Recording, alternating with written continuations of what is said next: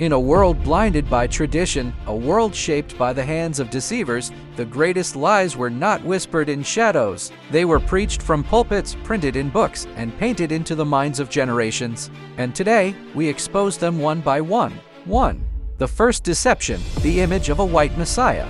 They replaced the true appearance of the Messiah with the face of their own people, not for holiness, but for dominance. They crafted an image to make the nations bow to them, believing salvation came from a European face. But the scriptures told a different story, one they worked endlessly to bury.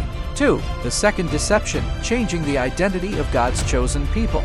They hid the truth about the people who walked with the Most High. They erased the culture, the land, the skin, the heritage. They scattered lies so deep that today many don't even know who they are, yet prophecy keeps pointing back to the same people the world hates and persecutes. 3. The third deception, turning holy days into pagan celebrations.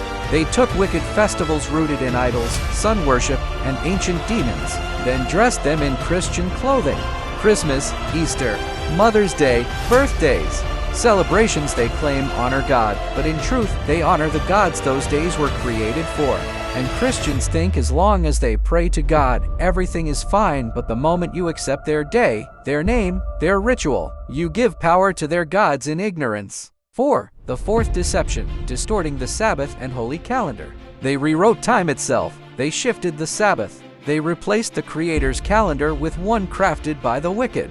Now the world follows a system that turns righteousness into confusion and calls rebellion normal. 5. The fifth deception, hiding the true history of slavery and prophecy.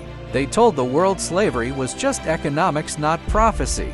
They hid the scriptures that describe a people taken on ships, scattered into all nations, stripped of language, culture, and identity.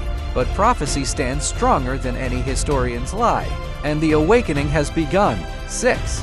The sixth deception, making sin acceptable and holiness offensive. They flipped righteousness upside down.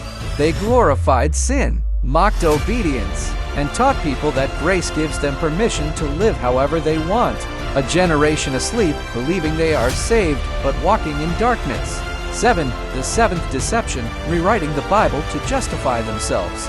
They edited, removed, translated, twisted, and reinterpreted the scriptures until the truth favored them, their kingdoms, their power.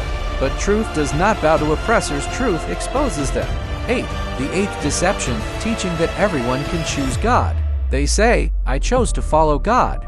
They preach that belief is just a personal decision. But the Most High said plainly, you did not choose me, I chose you. The calling is not random. It is selective, deliberate, and prophetic. The world believes the lies because they were raised on them. The nations defend the lies because they benefited from them. But the truth cuts deeper than any sword. And once you see the deception, once your eyes open, you can never go back to sleep. This is the dark side of biblical deceptions. And the light is rising.